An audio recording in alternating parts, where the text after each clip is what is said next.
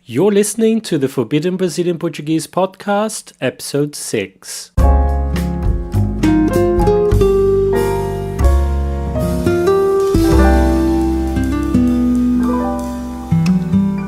Olá pessoal, Fernando here. Welcome to another episode of Forbidden Brazilian Portuguese. Of course, this podcast being about swear words and taboo words, there will be strong language. If you're not keen on it, I suggest you stop listening to it now. But if you, like me, think that there is educational value in learning this type of vocabulary, welcome to this episode. I hope you enjoy it. Today we're going to talk about some common slang words for penis, as well as some related expressions and adjectives. There are literally hundreds of slang words for penis. I'm going to focus today on 5 very common ones. But before we look at these slang words, let's start with the Portuguese for penis, which is pênis. So a slight difference in pronunciation there. The E has a circumflex accent over it, which makes it an E sound. Pênis. Pênis. The first slang word we're going to see is Pinto. It literally means a baby chicken, a chick. In the 80s in Brazil, there was a TV commercial which became very popular by Zorba underwear for men, featuring a puppet chick. If you're interested in watching it, it's on YouTube. You can do a search with the word Zorba, Z-O-R-B-A, and cueca, C-U-E-C-A, which is a word for male underwear.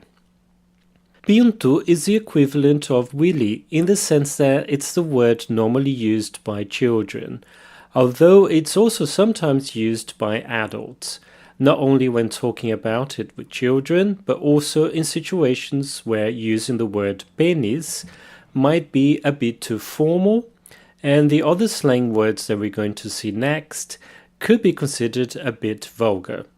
So pinto is a more neutral word. The next slang word for penis, quite common as well, is pau, literally a wooden stick. I would say in terms of usage that it's similar to the English words dick or cock. Pronunciation here is very important because it's very similar to the word for bread, pão. So quick pronunciation practice, repeat after me the word for dick, pau, pau. Very open a sound there, pau. The word for bread, pão. Here we have the nasal sound, pão, pão. Okay, let's move on to caralho.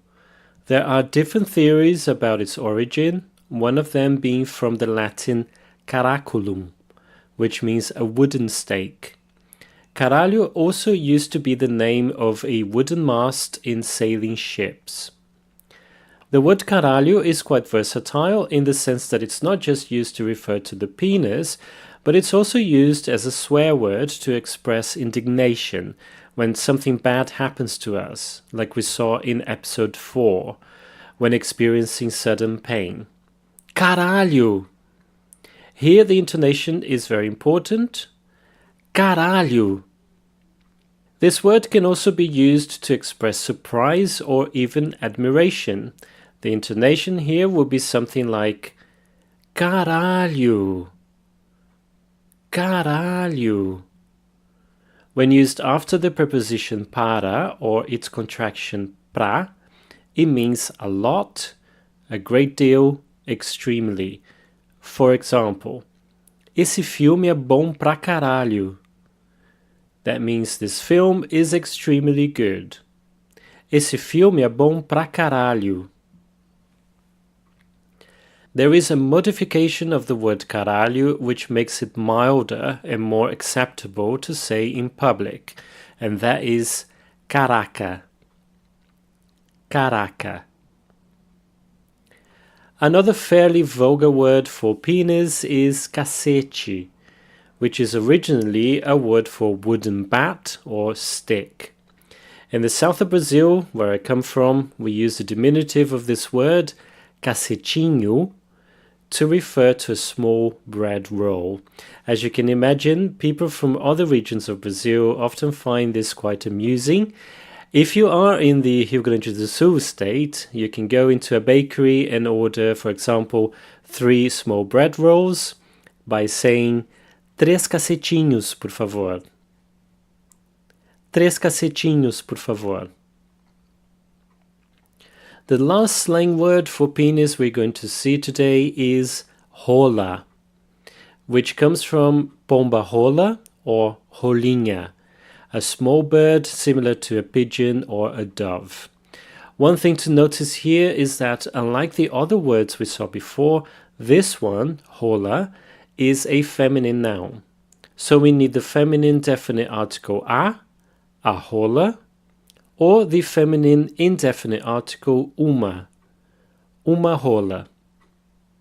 In order to refer to the size of a penis, you can use the adjective small, pequeno, pequeno, medium, médio, médio, or big, grande, grande. And of course you can also use enormous, enorme, enorme. Let's see some examples. He has a small dick would be ele tem pau pequeno.